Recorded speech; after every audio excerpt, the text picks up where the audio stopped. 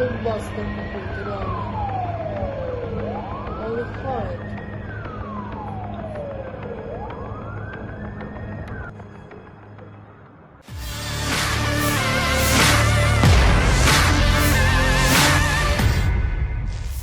Sebuah ledakan terjadi di pembangkit listrik termal di Belgorod, Rusia, menyebabkan listrik padam di distrik tersebut.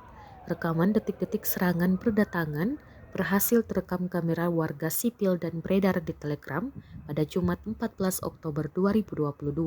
Sekarang semua 8 rudal yang ditembakkan tetap berada di wilayah Belgorod, tulis mereka di jejaring sosial media. Dilaporkan bahwa ada masalah dengan listrik menyebabkan beberapa daerah tanpa listrik. Juga di jejaring sosial media menunjukkan momen ledakan di pembangkit listrik termal. Kebakaran terjadi sekitar pukul 19:30 waktu setempat di Kharkovskaya Gora di Belgorod setelah serangkaian ledakan panjang yang terdengar di seluruh kota. Namun belum ada informasi resmi terkait kebakaran tersebut, termasuk pelaku penyerangan.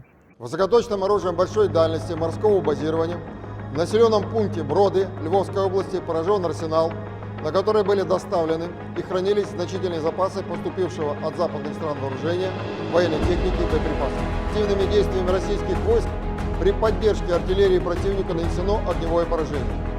Остатки украинских подразделений отброшены на исходные позиции.